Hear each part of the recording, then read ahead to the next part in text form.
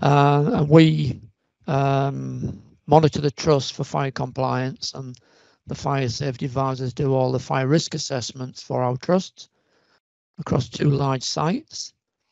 We advise our estates department and capital development departments on all refurbs, alterations, new builds, on what they should be doing to make sure that the end product is fire compliant. We use Boris. I mean, we've used it for a number of years now for recording our fire risk assessments. So, as I say, every year all our wards have a fire risk assessment carried out, and then all the departments are categorised whether they're high, medium or low. And so throughout the 2 major sites, all those areas are recorded on Boris, and that obviously stores all our information, all our plans, all our actions for the fire safety work that's carried out on the wards and departments. And that's very helpful. You know, every year, you know, the lads take the copy with them again, and then they'll do another risk assessment if anything's changed on the wards and departments. But yeah, we used to have a paper system, but it didn't work very well. And then we went on to sort of a hybrid system, and that didn't work very well.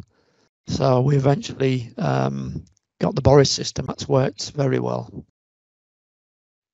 Well, it's far easier to keep the records in one place. It's far easier to pull information up if we have an inspection by the fire service. You know, we can tell them when it was done, what we found. We can send it to people. Obviously, it's sent out, a copy of the report sent out to, you know, the ward managers and the fire wardens. And, you know, so it's easy to be able to access the information quickly and send people a copy if it's required. But yeah, it's very simple, very easy, very quick. You know, very helpful. We're now trying to push these further up the management chain to try and get greater interest, because with the golden thread that's being more talked about now and becoming law, you know, it makes perfect sense to use Boris for all the other fire-related topics that we need to manage and cover.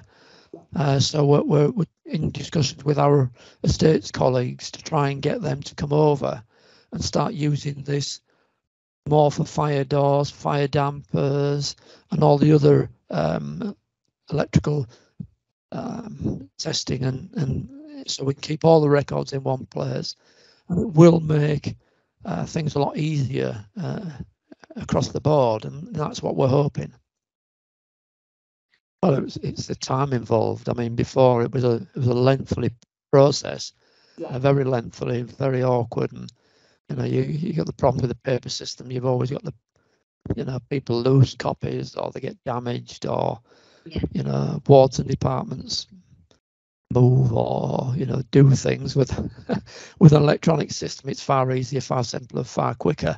You know, it cut the time down that it used to take to do a risk assessment, a fire risk assessment on a ward, you know, dramatically. The time, you know, it made it a lot quicker and easier to do. I think it's about a third of the time now.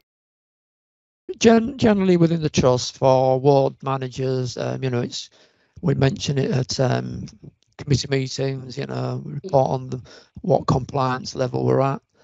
Obviously, if we have a CQC inspection, they could request a copy of the fire risk assessments.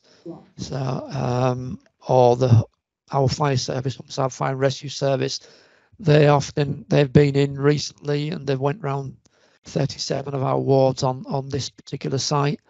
Obviously wanted to see and go through the fire risk assessments. They were very happy with what we've got.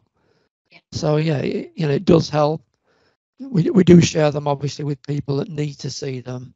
You know, obviously if you get a freedom of information, you know, we've got records that, you know, they're there. We've been doing them, that they're compliant. So.